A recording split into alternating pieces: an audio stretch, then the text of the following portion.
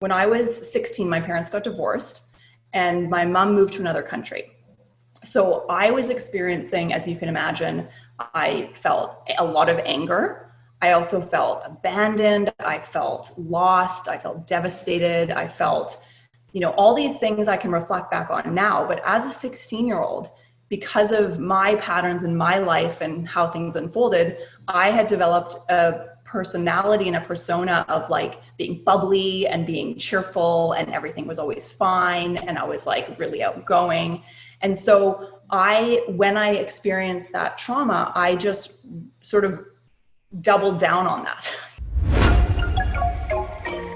Okay, life can be crazy. You're feeling like you're sinking, just trying to find a meaning. It's time for better thinking, yeah, better thinking.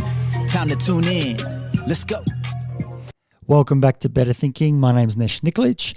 If you're a teacher, a primary caregiver, or a parent, I think you should listen to this podcast. Today's episode is with Hayley Watson, who's a clinical psychologist who specialises in working with young persons, children, and has developed a program for schools and for parents about how we can connect with kids more effectively to help them and teach them traverse through this difficult world and difficult life and find themselves and bond and connect with their families so that we can foster better mental health.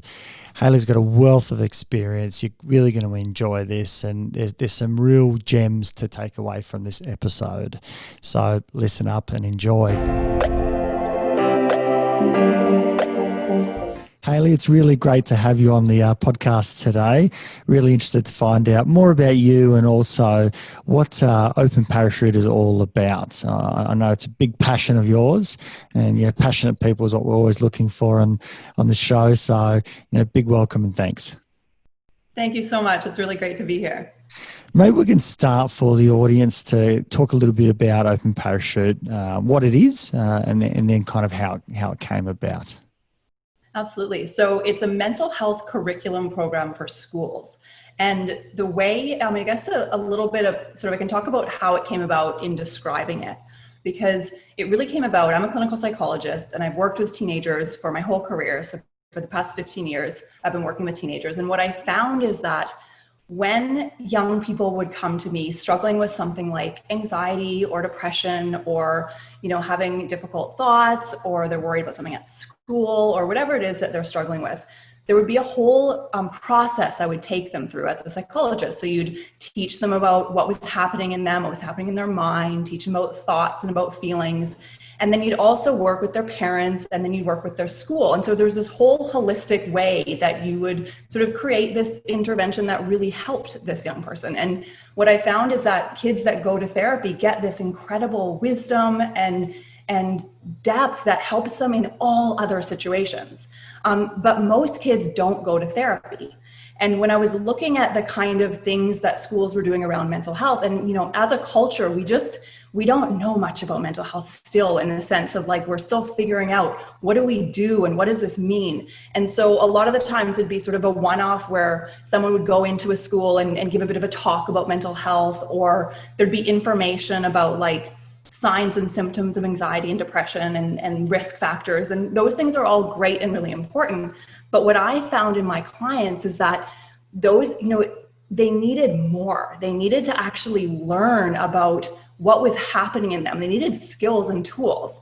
And hearing about, now what happens like on social media and everything, what we see about mental health is actually really terrifying for young people, because they see this really negative, dark, scary side. And so I am really passionate about helping all teenagers learn practical mental health skills. And so that's what Open Parachute really does. It's a program that is used in a classroom setting. The teachers facilitate it. There's also resources and videos for parents. There's also resources for the teachers themselves. But the basis of Open Parachute in the classroom is that we create documentaries of real teenagers sharing their own experiences of overcoming difficult things, which are shown in the classroom setting.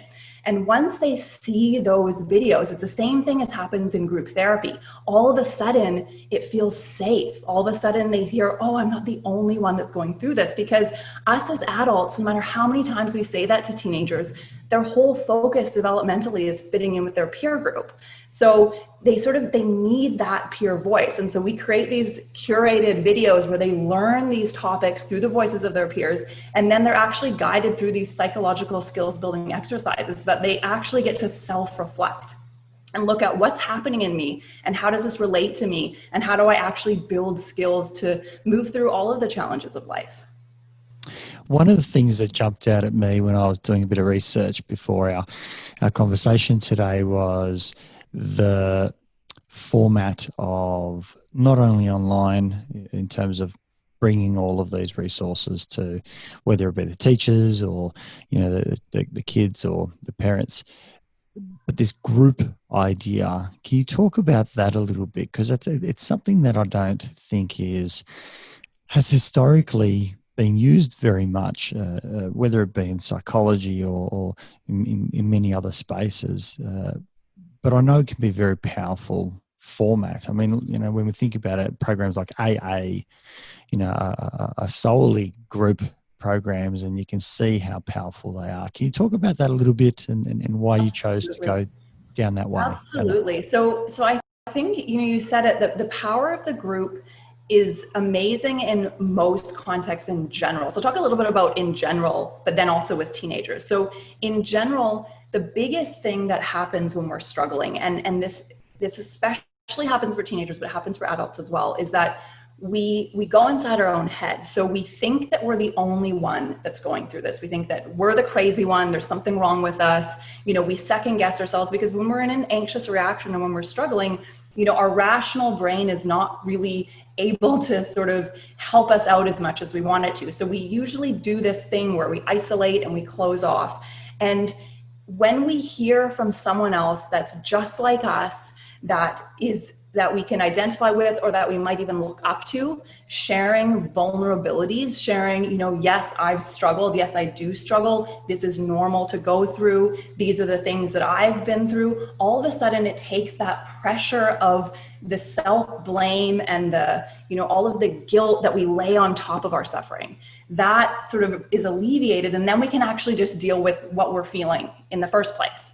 So I think that's a really important part in terms of all of us when we're healing and moving through things, is to have that connection and that group process, but also especially with teenagers. So developmentally, adolescence is a time where their minds are primed to focus on their peer group. So because they have to figure out how to grow, how to live in a world that eventually won't involve their parents. So their whole mind is figuring out, how do I fit into this peer group so that I can survive when all of these adults are gone? And so they literally, that's why they become so fixated on their friends when they're teenagers, and you know, and social media and fitting in and being part of the cool group or whatever it is. There's this developmental push towards that.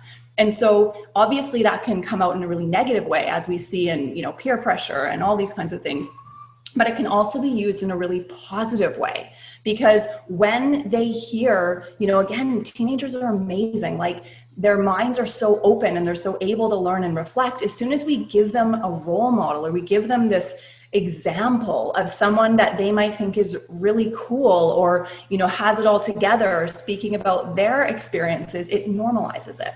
And that is so important, because until teenagers feel and know that it's normal, they're never going to want to share openly, because it's too scary. It's sort of this idea of, they don't only sort of lose face in their peer group, they actually lose their whole ground, you know, their whole sense of who they are, because at that age, who they are is all about how their peers see them. So but the great thing is we can create these conversations where, rather than putting each other down and ostracizing each other, they can actually be part of each other's healing journey. And I think that's really key, because teenagers will look to their friends. I mean, they see that in a lot of studies. And when you ask teenagers, like, who do you go to for help? They will go to their friends. And so we can't necessarily change that. So, but what we can do is equip those friends to know, well, how should I respond? You know, what does it mean to encourage someone to go see therapy if they're struggling? What does it mean to have empathy for someone? What does it mean to understand that when someone's mean to me, it's not my fault? Like, there's so many things that I think we can put into their general understanding and the way that they interact with each other that can really prevent a lot of the scary and awful things that happen. What would you say are the mental health topics or maybe therapeutic interventions or subjects that are important to consider, to spend time understanding, studying, exploring, being curious about? What's in the program, or even from your own experience as a clinician, what do young people need to learn about, hear about, expose themselves to? What can us parents, out here think about when, considering our children's well-being and mental health? Absolutely. So it's a great question. And there's a number of different things to explore. And I think the biggest thing I always recommend to parents is talk about as much as you can with your child. So really leave the door open for them being able to express anything. But I would say the key topics that you really want to openly discuss with them is the first one is around friendship dynamics, relationship dynamics, boundaries, consent, bullying, all those kinds of things where it involves peer groups and how they interact with each other. And the reason that it's important to have open conversations about that is that those can be areas, because like I said, that's such an area that's important for teenagers. It can be really hard for them to know what's right for them and not right for them. And it can be easy to silence their own needs in order to keep that friendship, or because that person's cool, so I think I need to hang out with them. So it's really having these discussions about, how do you feel in your friendships? How do you feel in your relationship dynamics? Do you feel like there's a power imbalance? Do you feel, content? Can you be yourself? Do you feel anxious around any of your friends? Why do you think that is? And again, we don't need to give them the answers. This is the beautiful thing about mental health, is that especially as parents, you don't need the answers at all. You just need to encourage them to ask the questions to themselves of what is making me feel this way? Because what happens with kids is when they don't ask the questions, they end up thinking it's their fault. And they end up internalizing it. So if you just help point out, hey, maybe there's a pattern there. If you always don't feel good around that person, maybe there's something going on there. Maybe they're not treating you that well. So you just are starting to engage in that. So that's, I think, one really important area. Another so kind of like, apologies before you jump into the next one. Go. It's kind of like parents or teachers facilitating exploration, being a conduit to consideration, exploration, looking at the dynamics. It's an ongoing conversation without the need for an answer, just perspective taking, and lots of repetitions. This is a process. I can see myself already in what you're discussing. I can see myself being the solution focused, and having gone through the journey, I'm like, I know how to do this. Listen here, to my kids. You don't need to worry about these kids. If they're not nice to you, get some other friends. Some nonsense, rather than kind of spending that time. Even though obviously working as a psychologist, you do it completely different. But when with your own family, you cut corners and do all sorts of funny, crazy things. And I say that obviously lightheartedly. Absolutely. And it's, we do, and this is the thing, we're human, right? We all, no matter how much we know, right? When we're in the moment, we just do the first thing that pops into our head. But you're absolutely right. That is a really big, you said that really perfectly, in the sense you're facilitating the exploration. Because what you want to empower your kids with is the tools. It's not the answer, but it's the tools. It's, how do I navigate this? And when I figure out how I choose to navigate this, that will mean I can navigate the next thing and the next thing and the next thing. So that when they grow up and you're not there anymore, they actually know how to be guided by what they're feeling. So it's really about exploring their feelings. And really just honoring that and saying, yeah, that's normal to feel that. No matter what they're feeling is normal. And then querying, I wonder why. That's it. Just, I wonder why you feel that way. What do you think? It makes so much sense as well, because I think where kids and adults, for comparison as well, often identically learn. I remember being in a tutorial. That's where we did the primary Yes. volume of learning, was chatting with peers who had all read different parts of, the chapters that we were asked to read, or had read further, or had other knowledge that they'd, accumulated through their lives, or were taught by, parents, friends, whatever it might be. Yes, the lecturer went up there and said, here are, a bunch of, facts that, I've randomly decided to include in my lectures. And, this is what you'll be tested on. And we're running a bit of a curriculum, but curriculum can be anything. It's dependent on what the lecturer puts in. But the depth came from a great tutor, which really facilitated a group conversation. And that's where kids and, clearly adults flourish as well. So good point, Absolutely. something for me to remember. Yes, absolutely. And it's the personal story, right? It's, when we talk about facts and figures, none of us remember that. They actually do studies on that, of how much people retain. And it's like this minuscule amount that you'd actually retain from someone just talking at you. But when you hear a personal story, and when you share your own personal story and you make it meaningful, so that's the whole purpose and my passion around this, is that we don't need to teach people about mental health. We need to teach people to get to know themselves. That's it. That's what mental health is. So, the second topic that we want to talk to is really mental health, but it doesn't have to be a scary thing for parents. It doesn't have to be, you don't have to understand anything about diagnoses. You don't have to know any of that. All that you want to encourage is helping your child listen to their own feelings, having the courage as a parent to sit with your child's feeling and not try to make it go away, not think that there's something wrong, just literally be there in their distress and let them know that it's okay, and help them, soothe, help them calm, and then help them figure out, once they're calm, oh, I wonder what made me feel that way. I wonder if there's any choices that I want to make different. That's it. It's very simple. It's like our feelings are just information. They're telling us something. And when we take care of them and listen to them, that's when we have, well-being.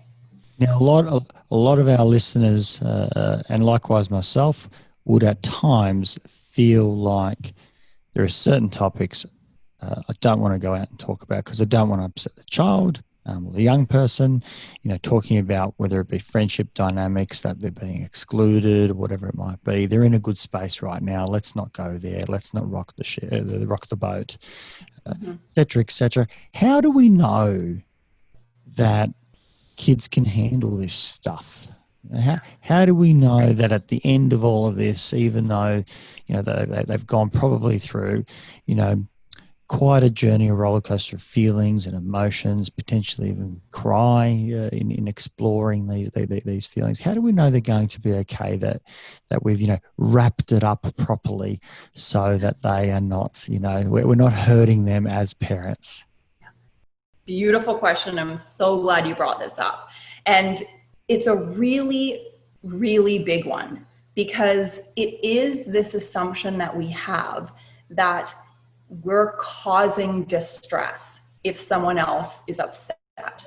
And the really big thing to remember is that if there's an emotional reaction to talking about things, that emotion was already there.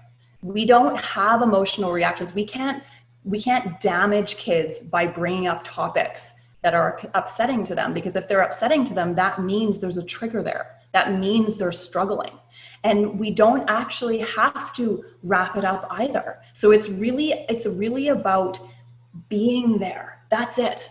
It's just about knowing that if your child is struggling with something, if they're sad about something, if that's hard, all we need to do is just stay with them in that distress, knowing that they're always going to be okay. So an emotion will never kill someone. It will never damage someone. Being upset is actually mostly not a negative thing. It's mostly a sign that they're connecting to what's really happening, that they're being honest, that it's coming out. It's when they're not saying anything, it's when it's pushed down, that's what leads to sort of more difficulties, because then and this is, it's a really big one, because we're up against cultural norms. So our culture has trained all of us, and this is why parents are in a really hard position right now, because everyone that's an adult right now has been raised with this belief that emotions are bad and they're negative, and we should always feel happy, and if we feel sad, we should do something to fix it.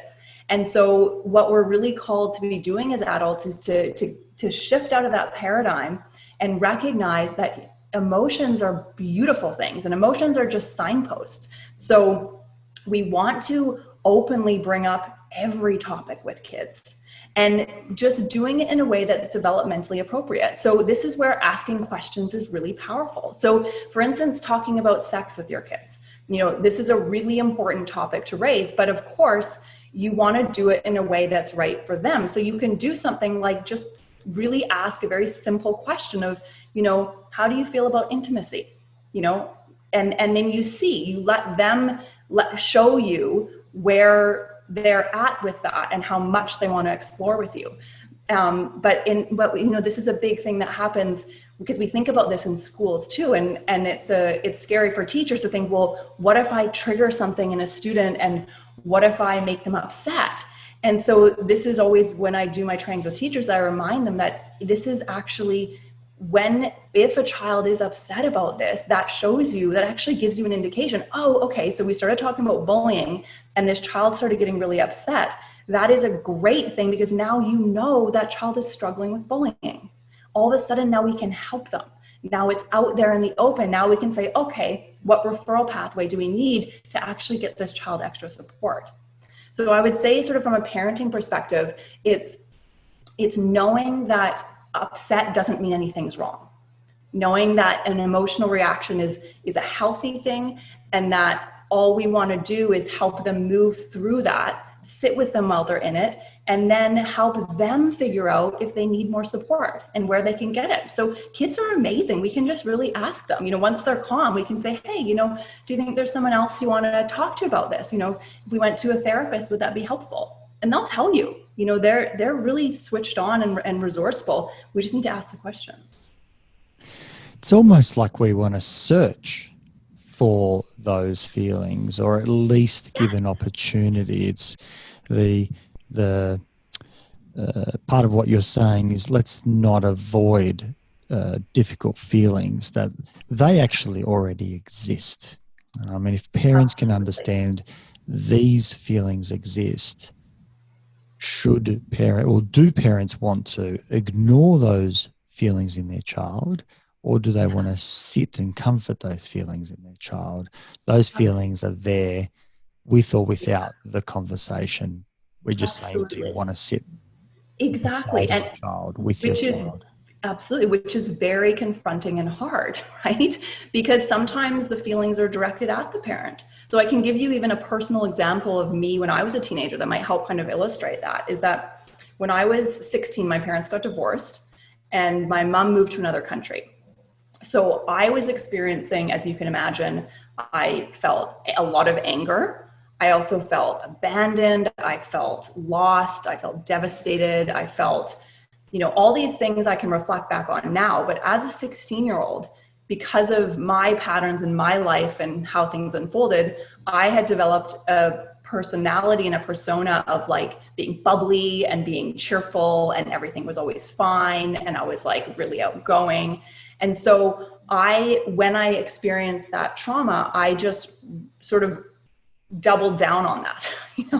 I just didn't know how to cope with those feelings. So on the surface, I looked like I was fine. Like I was involved in sports. I was doing well at school. Like nothing suffered on the surface.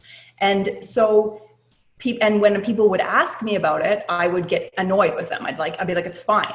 Why are you asking me that? That's, I don't care. And so this is it, because how many parents are in that situation where their child might have gone through something that's a struggle, and every time they try to ask, the child is just annoyed, get away from me, I don't want to talk about it. I mean, that's a really common dynamic between parents and kids. But what was happening under the surface for me, what I really needed is someone to actually sit me down and say, it's normal to feel what you're feeling. let's talk about it, and persist with that, right? To have someone Let me actually go, let's really dig these up so that they don't bubble up later, which is what inevitably happened to me in my life. let me pull this apart just a little bit. Yeah. Obviously, where people are going to get stuck is they've attempted, right? They Yes. say, you know, hey, Patrick, how are you doing? You know, I'm fine. You know, why ask me a stupid question? You know, like, leave me alone. Like, you know, Yes. or, you know, Sarah, how's things going at school, or how are you adjusting with X? You know, it's like, yeah, good. Well, you know, why wouldn't I be? Yes. We're obviously going to hit roadblocks. Sometimes it might be, you know, a nice sort of denial. Other times it Yeah. might be anger, Yep. aggression. Yep. You know, that behavioristic sort of approach. If I give you, you know, punishment, you're less likely to come back to me and ask the same question. How do we persist? What are different ways that we can try and sit down with young people who are really not wanting to engage at that time? What do we do? And I imagine this is a complex, you know, question, not only for parents, for teachers, for all caregivers, anyone that cares for, you know, a child in need, a young person in need. How do we do it? What are the different options? What do you think would have gotten through to you, because you kind of had to maintain this bubbly personality and persona? No, you know, everything's good. Yeah, mum and dad have split. Yeah, that's fine. I'm doing my thing. Yeah. Yeah. Such a good question. And you're right. We could unpack it. There's so many things we can unpack with this. And it's a beautiful thing to process, because it's not going to be the same for every child, first of all. So that we do want to have a variety of things. So I would say in my case, what would have helped me, and this is probably where, you know, whenever someone is passionate about something and makes it their life work, you usually get to like a personal reason, right? So for me, it would have been, I would have had to hear someone else reflecting those feelings, because I didn't feel like it was okay for me to feel like that. And I didn't even know that. It's not like I was consciously thinking, I feel this way and it's not acceptable. It was a very subconscious shoving it down. It just didn't even occur to me that I could be someone other than this person that I had created to deal with earlier life trauma, interestingly. So like I had created, you know, a defense. And so, you know, it was totally subconscious. So I would have needed to be in a situation that was safe, that was sort of either with a parent, or in a, you know, whatever, in a group, or with a therapist or someone that I trusted. And I would probably have needed them to share vulnerably first.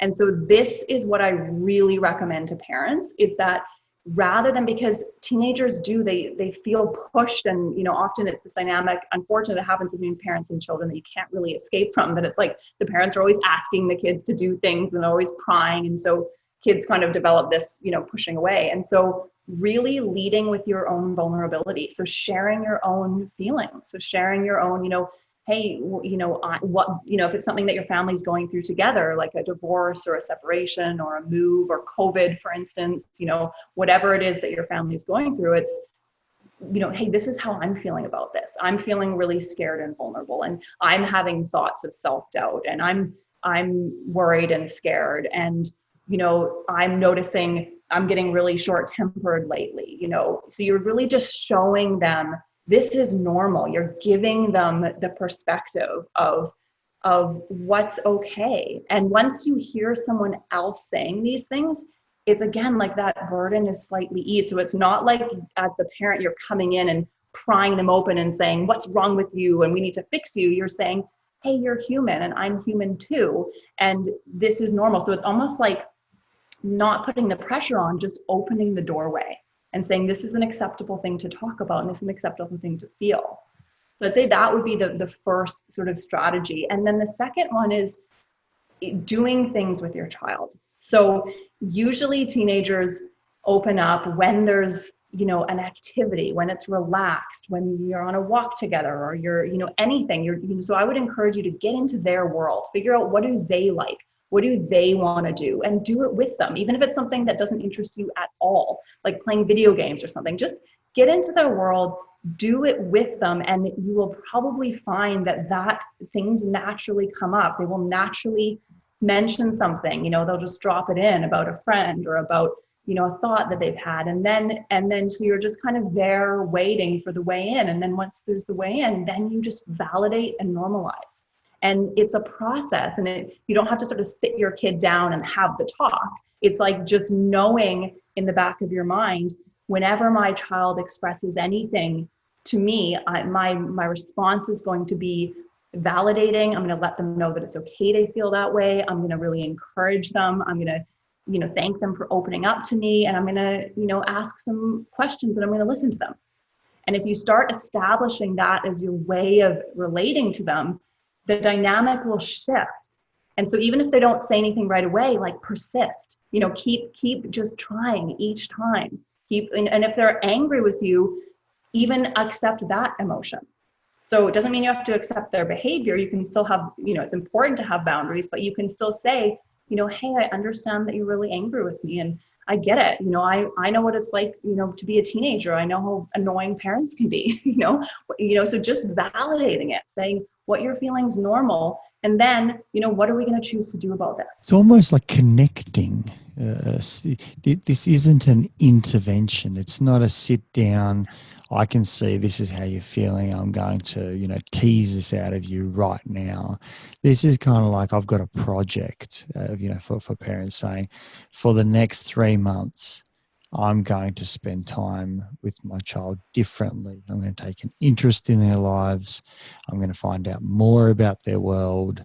I'm going to spend time doing activities that they like doing, not necessarily just facilitating them getting to to activities, but rather being involved in activities together. During those times, beginning to communicate some more, modeling, and it's not even necessarily always modeling vulnerability, if I can say that. Sometimes it's modeling an acceptance of communicating about feelings and emotions, because sometimes parents might not feel vulnerable. They might feel uncomfortable, or they might actually feel quite comfortable just speaking about emotions, but modeling a conversation about, this is how I feel, this is what goes on for me, this is what my thoughts are, showing that changes over time, and then spending time sort of pausing and listening and hearing, validating those feelings without judgment, just allowing a child to be curious, express themselves, and know that, and this is probably part of the hard part, just know that is sowing enough seeds that will grow into something that we're not quite sure, but we have to have some confidence or faith that process over months is going to bear fruit. Absolutely. And really it's about trusting the process, and knowing that, us as humans, it's like we want everything to be tied up in a little bow, and, everything, so when someone looks happy, then we think, oh, phew, okay, everything's fine then. And so we really put a lot of pressure on, are their grades good? Are they engaging with friends? Are they happy? Okay, great. Now they're fine. And so, but really what makes a fulfilled human is not surface level happiness. It's being able to fall apart and then put ourselves back together in a different way over and over and over again, because then we're growing. And so it's like, and it's scary. It's scary because we don't want to fall apart in little ways or big ways, right? We don't want to, cry at school. We don't want to, have a meltdown. And in big ways, we don't want to make big life decisions, like we need to leave a job or a relationship. We don't want it. We don't want things to fall apart. But it's only when we allow ourselves to have these, little falling aparts regularly, that we actually can make empowered choices so that we don't end up in a life that doesn't work for us. So really what you can think of as a parent is that you're giving your child the chance to learn about their own feelings now when they're young, when there isn't so much at stake, so that they can really start getting in touch with who they really are, which means that when they build their life, they're building it towards them, not towards pleasing someone or pretending to be happy or doing what other people are doing, which is what happens when we bury our feelings. And that's what ends up people, all of a sudden you wake up in a life that you hate. And then you have to really, everything has to fall apart in a major way, which is also okay. But it's like, as parents, you can give your children the tools to learn how to be true to themselves by letting themselves feel things. Are there differences, and I'll talk about global differences because I know there's a wide spectrum of all human beings, but are there differences between boys and girls? I know that developmentally we do it differently. We're certainly the same species, but we're clearly have some differences. And psychologists have demonstrated this over and over and over again. We've got the data that's through the roof. I know it can sometimes be controversial for some people, but it's blatantly obvious that there is differences. Are there differences in terms of how we might approach, on a general basis, boys differently to girls and girls differently to boys? Great question. Basis. In terms of having these discussions and yeah. Like, I just think about, an example, a lot of troubled boys, for example, might have some behavior difficulties. I know that boys tend to act out, behaviorally a lot. And I always think about that scenario of, the bald guy, he's got a bald shaven head with some tattoos, who's at the local, gymnasium, who does boxing with a bunch of troubled boys. And he can get basically anything out of these kids. They will do anything. He could start a gang if he wanted to. Thankfully, his mind's about improving young kids' lives and the like, and he'll do that through discipline. So he does it through respect. He does it through, discipline. He does it through, even getting cranky at some of the kids. There's some maybe tongue-in-cheek. Maybe they use a bit of foul language at times to kind of demonstrate this masculine sort of thing. I can't imagine that would be the same for troubled girls, so to speak, or it would depend on the intensity of behavioural difficulties at the time. But what are some of the things that we might be cognizant of that could be gender differences? Great question. So it's interesting. I would actually say that it's more the individual than the gender. In all of my work, and yes, of course, there are sort of typical ways that things are displayed in boys and girls, but I almost feel like from a parenting perspective, it's a wiser way to approach it, to really look at what's going on in my child in front of me, because I find it's interesting, and especially nowadays with gender becoming much more of a fluid thing, and teenagers these days, see gender very differently than we did growing up. And it used to be very dichotomous. And so I think there were more typical gender differences. And I think a lot of that was cultural, right? We raise girls to be a certain way, we raise boys to be a certain way. And one of the big things that I find that does become a struggle for boys is that we do still have this sort of culture where we don't let boys show emotions that much. And so I think that that's one thing that still does very much play in, is the recognition that, and it doesn't mean that boys feel any less or any differently. It just means that they've been usually more trained to silence those feelings. So it's really just being aware that you might have to go a little bit more gently, and you might have to, figure out a different, language, like using physicality, or knowing that they might never, they might not express their feelings explicitly, and that's okay. They might just make a comment about something. But I feel like, because that's not only boys find themselves in that situation. So that's exactly where, even myself, as a girl growing up, I had an older brother, And I really modeled myself off after him. So I think that might have been also one of the ways, you know, I really wanted to be in that male world, and I wanted to be kind of in that. So I think that for me, actually, that even though I was very much a girl, and, you know, I acted like a girl, and you wouldn't, you know, to look at me, you wouldn't know that I had necessarily that psychology. But for me, that probably would have been a help away. And there's a lot of girls I work with that do have that as well. So I feel like it's like, you take that of like, okay, the context of our culture is that for the most part, boys sort of need a little bit more validating of their emotions and really just normalizing. So really, it's so helpful for boys and girls, but especially for boys, to see their fathers be vulnerable, to see their fathers share, you know, I struggle or I have struggled in a safe way, of course, not dumping, but really to hear that. There's so many boys that I work with that say, you know, I have this great dad and he's wonderful, and I've never seen him cry, and I've never seen him get upset. And so subconsciously they get that belief of like, well, that must be what I should do then.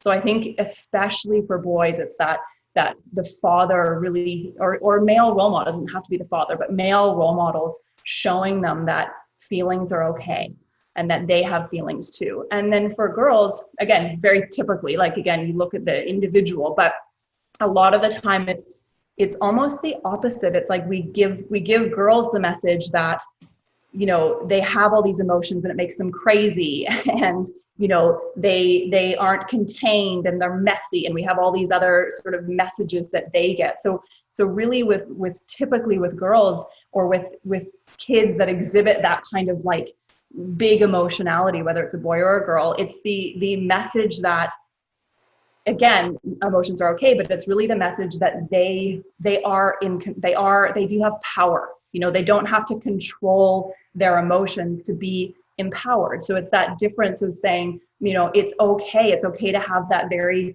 you know, that feminine, and boys and girls will have this, but that, you know, the feminine emotions, you know, and that's actually doesn't mean that they aren't able to make empowered choices, and that they aren't strong, and that actually those emotions are strength. So it's almost like you want to counterbalance culture, essentially. So you want to give them that opposite message.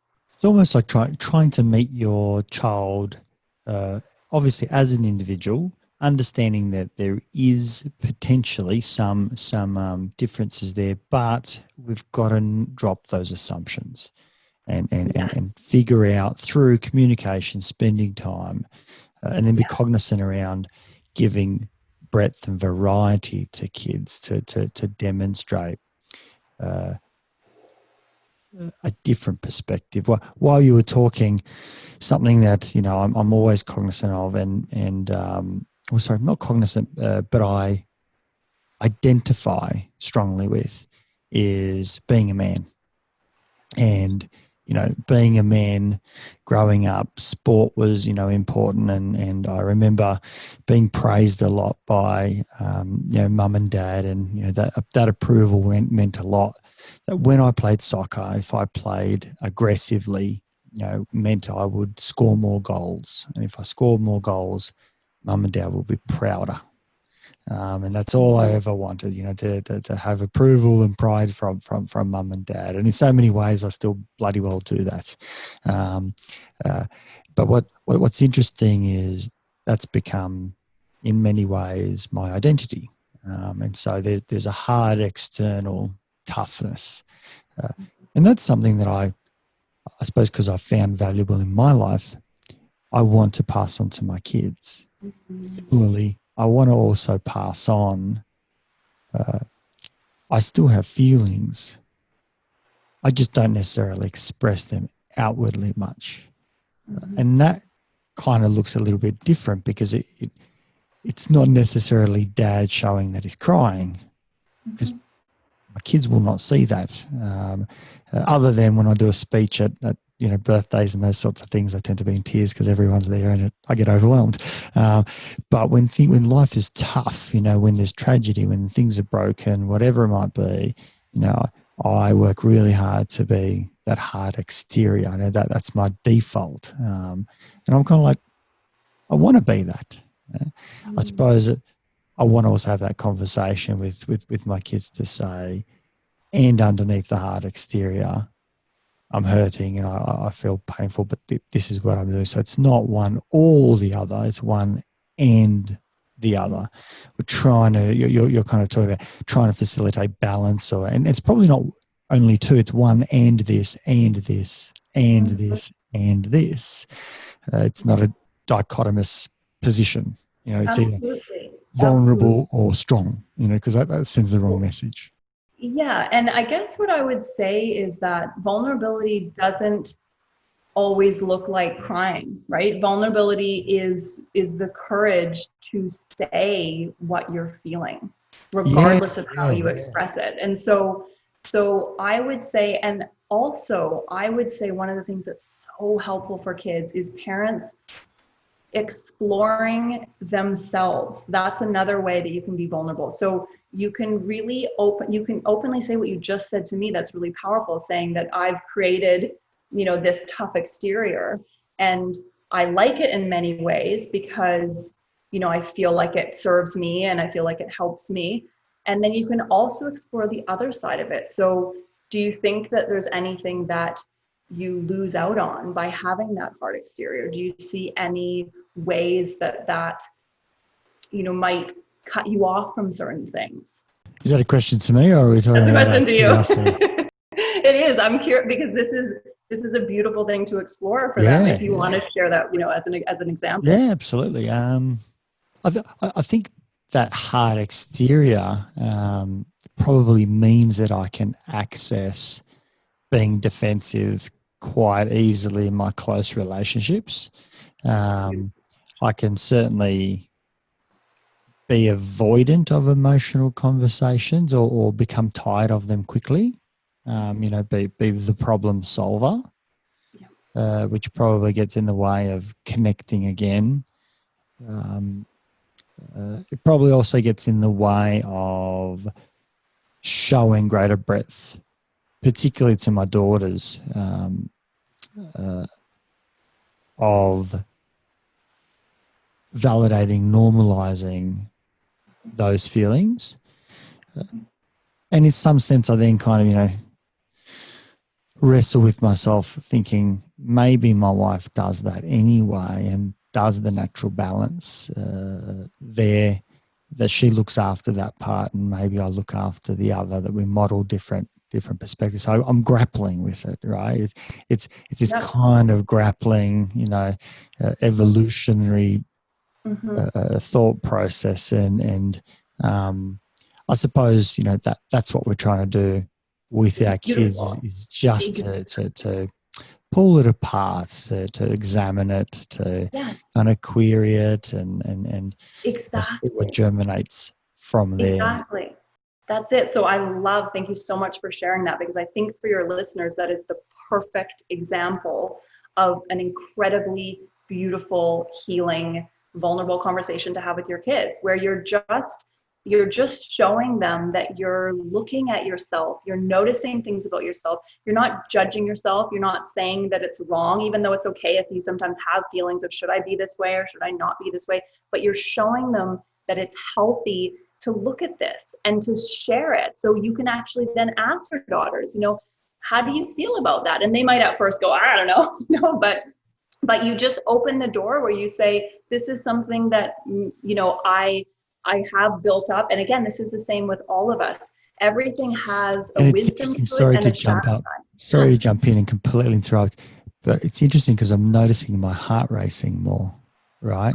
There's a visceral reaction to doing that sort of self-reflection and actually tapping into or feeling those feelings. This is where those avoidance patterns come in, that's like, that doesn't feel nice, or it feels a little unsettling, so best not to go back there, or best not to even go there in the first place.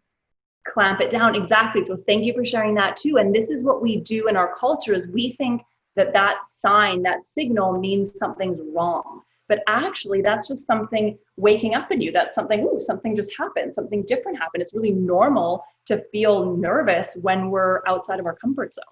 But then if we lean into that, and what a beautiful conversation to have with your daughters to say, I'm human, and this is the side you see of me, and I I don't know if this is the side, if this is helpful or not, and probably it's both, right? So everything has a wisdom to it and a shadow to it. So we're not saying we have to change totally. We're not saying that being a strong, stoic man is a negative thing. That's not a negative thing at all. But we're also saying that it also isn't a negative thing to be, soft and caring and emotional if you're a man. And actually being able to have both of those is beautiful. So it's like you're showing them that the exploration of self and the questioning and leaning into the question and saying, well, what does it feel like when I share my emotions? Okay, maybe it's more uncomfortable, but am I noticing that now my relationships are deeper? Okay, so now you're showing them that you're trying things out, and that's all we want them to do is try it. Yeah. What would you say? What would you say to parents who are scared of particular topics? Where there's this kind of concern about, if I raise this topic, I might be raising something that they're not even cognizant about. So an example might be, and I'll use two examples because I think they kind of potentially hold different conflicts. Talking with a young person about self-harm. That could be something that could be quite scary for a parent, in that they might be worried that they're bringing about a potential reinforcement of that being something that a child might consider. And we kind of know that we don't tend to even put suicides in the media because we know that in some instances there can be copycat sort of scenarios and the like, and it can increase rates. So there can be a true, genuine fear.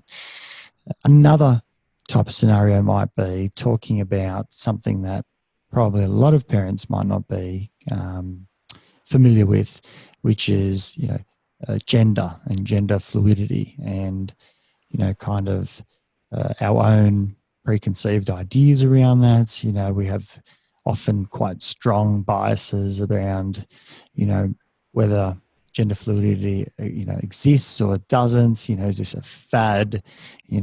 Whatever it might be, as as many things in the past have occurred as well. What would you say to parents who just don't know how to tackle these hard conversations and are scared?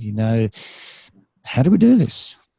Absolutely. Great questions. And first of all, it's very normal to be scared of raising these kinds of topics because it is terrifying. So I'll talk about self-harm first. It's terrifying to think that your child might hurt themselves. And it's even more terrifying to think that you saying something might trigger them hurting themselves. So I think the first thing to just sort of highlight is that when we think about things like copycat, the only time that happens, so I guess first thing I want to say is that in the world we live in today, unfortunately, it would be pretty hard for a teenager of probably any age teenager to not have heard about self-harm, suicide, suicidal thoughts, and probably even have seen some pretty graphic and horrifying things. So that's just the first thing to keep in mind, that your kids have probably heard of it, whether it's from a friend or it's in passing or whatever.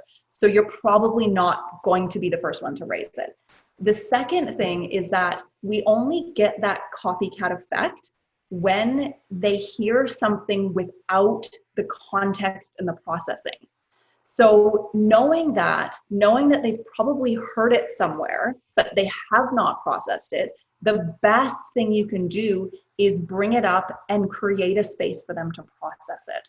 So whether or not they're hearing it from you for the first time, and so the way I would introduce it is always go in soft with introductions. So that you're not just sort of shocking them with something, but you can say something like, Sometimes when people are really struggling, they do things to hurt themselves. So that's a pretty general statement. So that could be anything from thinking negative thoughts about themselves, or hanging out with friends that are not good for you, or, everything to cutting yourself. There's a whole range of things, drinking or doing drugs. There's all these ways that we hurt ourselves. So you want to start the conversation with normalizing it. So you can even so you don't have to go straight to self-harm, cutting yourself. You can really just have a general conversation of, when we're struggling, it's really normal to do things that are not that good for us, that sometimes even hurt us, because we have thoughts about, we think things are our fault, or we think things aren't going to get better. And this is really normal. Do you ever, and then you can say, do you ever have thoughts like that? Or do you ever feel like and again, this is where sharing your own experience first is really helpful. So sharing any behavior that you do. So we all have them, we wouldn't, there would be no parent out there that wouldn't have some behavior, like any adult, any person. We all do things like, right, I binge on chocolate, I'll watch Netflix when I, instead of, meditating, we do things. No, none of that's happened here. Right. So you want to lead with that. You want to say, when I'm really struggling, I do X, Y, Z that I know is hurting me. I know that's not helping me, but that unfortunately, that's it's an easy thing to get in the habit of. What are some of the things that you do? You can even ask it like that. So it's not like there's something wrong with you if you're doing anything to hurt yourself, that there's this some people, people that hurt themselves are crazy. It's nothing like that. You're just saying this is a normal human behavior, and then getting them in just generally talking about behaviors that are helpful or harmful. And then you can have that conversation about, when, it's really normal to do that. And, we want to figure out other strategies. So if your child then starts saying things about cutting or about something really scary, then that's when, as soon as it's something where it feels like this is really heavy, all is, okay, this child just needs to see a psychologist. That's it. No problem, no dramas. It's fine. It's actually really common and normal. There's nothing wrong with your child. They just need support. They just need strategies to know. And really all it is with self-harm, it's again, what we've just been talking about. It's having feelings come up that we don't know how to sit with. And so we're trying to get rid of them. We're trying to fix them. And doing things like self-harm is something that we feel in the moment is going to make the feeling go away. And so all that child needs is to know that that feeling is okay, that feeling, and that they can sit with that feeling, and that they can choose to do different things that soothe that feeling, that aren't harmful to themselves.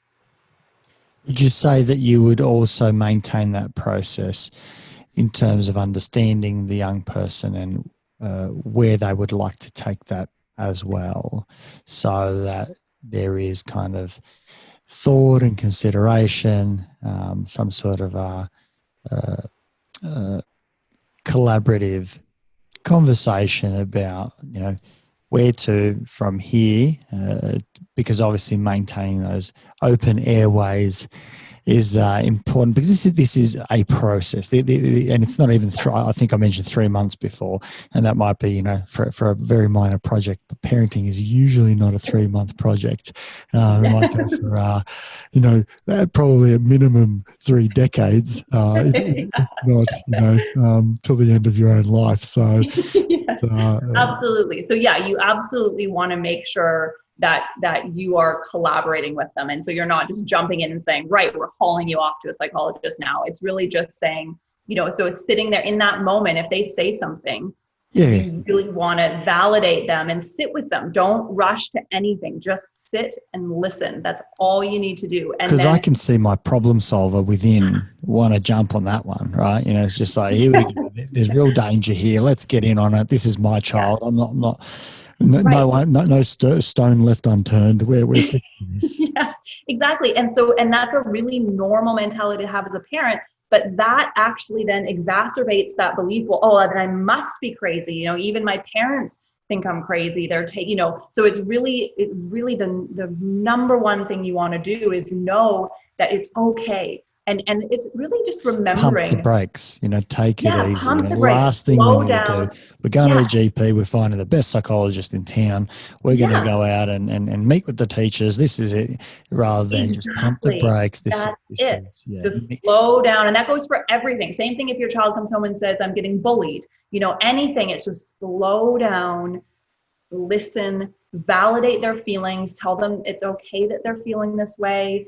And then if it's something that you feel like, like self-harm, where you're like, well, I don't know what to suggest, which is really normal. You wouldn't know what to suggest if you weren't a psychologist. That's okay. You just say, well, hey, you know what? There's someone that we could go to, when we struggle with things like this, just like when you scrape your knee, you go to the doctor. If you're struggling with something emotionally or mentally, there are therapists and psychologists we can go to. Do you want to pick one out together and really take agency in that, and of letting your child be a part of that process of, and you can look people up on the internet, right? They can look them up, they can see a photo of them, they can read about them. And so they really feel like it's someone that, again, so it's not disempowering them, saying there's something wrong with you and we need to fix you and we're going to go to someone that's going to fix you. It's saying, hey, you're struggling.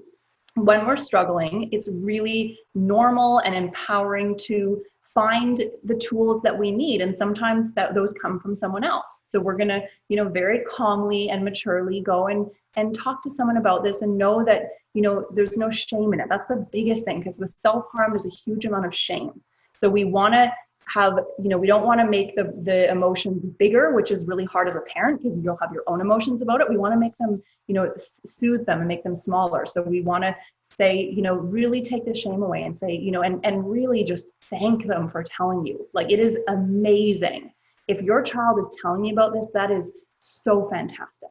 That is such a good sign, because then there's a way through it, because they're being open with you about it. And even if they are scared to tell you, but there's someone else in their life that they feel comfortable sharing that with, beautiful. That's great. It doesn't have to be you as a parent, because sometimes that is a hard thing to tell your parent first. But as long as they have, and then they're getting help from a therapist or a psychologist, and you're a part of that, and you're a part of helping them with that. It's okay if you're not hearing everything, as long as you're aware and you're supportive and you're there, and that's it. You're just seeing them and validating them. Hayley, where can people find out more about developing these skills? I think this is something that parents, teachers, all of us can really get so much from, particularly in trying to assist young people, and not always necessarily that young, maybe sometimes intimately for ourselves as well. How do we go out and find out more about this? Is this all part of the Open Parachute project of yours? Yes, actually. So we have, for the parents in our program, so any school that's running the program, the parents will have a series of videos. So it's a sort of 5-minute video on each of these different topics, whether it's mental health or bullying or friendship stuff, or, whatever they're, the types of things that young people struggle with. And self-esteem and all that kind of stuff. And there's a video, and then there's also sort of information. So there's a whole bit about, again, just talking through it like I'm talking through now, just understanding, and then things that you can practice, things you can try. So we have sort of information about, like, here's some topic starters that you can have with your child. So we really have that as a resource, because it's so important that parents are empowered with this. And then the other thing I would recommend, if your child isn't going through Open Parachute, is going to see a psychologist yourself. So I often do that. I have lots of clients where I'm having sessions with parents, and sometimes you just need a few sessions with someone that you trust, with someone that's good, that works with teenagers, that can just talk you through some of these things. And so again, it doesn't have to be this huge undertaking. You can just, have a couple sessions and see how you go, and then try out some of the skills. So it's really, again, it's not a science, it's an art, and it's an ongoing thing. So you want to keep doing it. So there isn't just sort of like one parenting program you can do and then that's it. You want to keep checking in. So I think that's a really great one, is to find a psychologist that you can trust, that you can rely on, and then just have a session every once in a while and just say, hey, this is the thing that's coming up now. What can we do about it? Because, parenting is so challenging, and nobody gets any training going into it. And the psychology of parenting, there's so much, and there's so many things that are going on, and it's so challenging as a parent. And so it makes perfect sense to have someone just, injecting some little bit of, hey, try this. And okay, this, helping you reflect on, okay, my child's really getting angry with me all the time. And then just that other perspective of, like, okay, maybe look at it this way, maybe try this thing. And it's like, we just need the reminders. We Tell need you to what, kind of keep looking at this stuff. I second that so much. We get so many referrals, from parents for young people, but we rarely have parents come in. I mean, it does happen, but the numbers are low of saying we want help. It's interesting. It's fascinating. We go to the fix, right, and the fix appears to be with the young person, and we know we are not individuals. We're part of an organism, a system, a family, and a community, and we've got to do that on that level. So, I appreciate you sort of mentioning that, because I think it's just so loud and clear in our roles as psychologists, because we just see it so much. So, everyone out there, do not be afraid. Go and see, a psychologist, a trusted advisor, someone with some experience in behavioral analyses in context to understand how to meet kids and relationships in general. It's so Absolutely. important. Absolutely. And it's really, again, it's this cultural shift where we've seen psychologists as the fixers and when something's wrong, but it's like, this is an ongoing, being human is an ongoing challenge, it's an ongoing process, and having someone there that we can just learn from and be guided by and check in with is so valuable. And, I love it when parents come to me, and, it's always the most helpful when you're working with a young person, when you can work with their parents too. But even if there's nothing wrong and you're just sort of saying, hey, my child is now becoming a teenager, and like, is there anything new I should know? It's like there's so much that we can dive into and learn and help these young people grow into, the most empowered versions of themselves. And it's totally unrealistic to expect that a parent should know all that, and so I think as a culture, I hope, and I really think we're moving towards this place where we're putting, not putting so much pressure on parents, and really recognizing that you haven't done anything wrong, if your child is struggling, and Absolutely. and that it's, this is just being human, and we've all suffered and we all are suffering. And it's just these, we all need supports to figure these things out. Hayley, how can we find out more? I know that we have an Australian audience that's listening. We've got a worldwide audience as well. How do we find out more about Open Parachute? What's the website? How do people get in contact? Absolutely. So it's openparachuteschools.com. And there's a website for the Australian program, as well as we have a program in the US and in Canada. So you'll be directed to those sites, but you can, find out everything on there and learn more about what we're doing. So. Fantastic. Look, such a wealth of knowledge. I think there's a lot to take in from that, and that real strong common theme about meeting our kids, spending time with our kids. So some real fundamentals, and in some way basics, but aren't the basics always the hardest to do? We need to kind of continue to go back to, the fundamentals. So really appreciate you going through that, and certainly with your experience and understanding of young persons, it's helpful to, either go out and validate that some of the things that we're doing, is on the money, other things that we need to go out and spend a bit more time thinking about, considering in this conversation, and new things that we need to add. I certainly, we'll be doing so after this as well. So really appreciate your time and your Such a pleasure. And just quickly to answer that question you asked about gender, I'll just say one little thing about that, because you asked about gender. So same thing applies as with self-harm.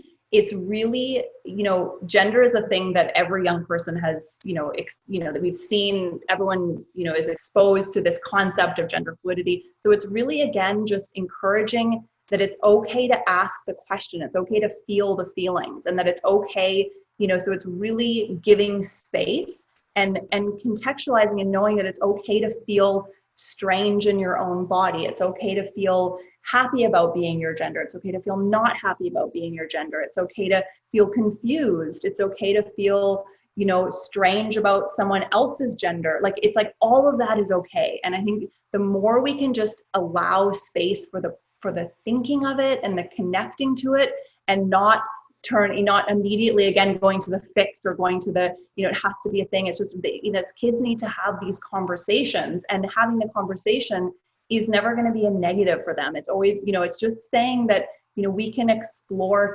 topics, and it's okay to explore topics. Well, it's interesting because, most parents, absolutely love to hear that the school's going to put part of the curriculum, drugs and alcohol on the table, and they go, great, don't have to talk about that at home. That's fantastic. They'll know what's right, what's wrong. We're all happy with that. But then we go out and we change it. We say, we're going to talk about gender. And say, oh, no. Yeah. If you talk about drugs and alcohol, my kids won't drink, alcohol and take drugs, because that doesn't happen, right? But if we talk about, genders and all those sorts of things, then all of a sudden we're going to change the identity of my child. They're going to change. So, right. Oh, wow. Right. That's it. And so it's really just validating that, and really, to know, again, knowing that this is out there in our culture now. So we can't siphon kids off and say, you're going to be extracted from this. And also knowing, I think the really important thing is knowing that helping your child, seeing your child as the individual that they are, and helping them know that their identity is beyond gender. So I think that's the big thing. So whatever is happening for them on a gender level, whether they, whatever it is, whether they hate the idea of gender fluidity or they love the idea of gender fluidity, it's really helping them see that we're deeper than that, and they're deeper than that. And this stuff is all surface level, on a sense of like who they are as a person is them. And so if you keep reinforcing that of like, that's the essence of them, then they'll figure out whatever way they need to figure out, but you're giving them that safety of, feeling safe within themselves, which is what's really key. Well, you remove the context and you remove the identity. Me without my wife changes my identity. Me without children changes my identity. Me not working as a psychologist changes my identity. Me without hair, because I'm losing a fair bit of hair, changes my identity. It tells me I'm aging. It does a lot of things. There's so much, and if we remove everything, I think my identity goes with that. And if we, as we add it, this is why, as you say, we are bigger than ourselves. We're only ourselves because of everything else around us. Yeah, and there's an essence of you that will always be there, regardless of even if all those things were taken away. And so that's the beautiful thing, is that of course our identity is a mixture of all of these things in our relationships but it's also encouraging especially young people to really feel who they are at the core, and really help them identify with that at their very core.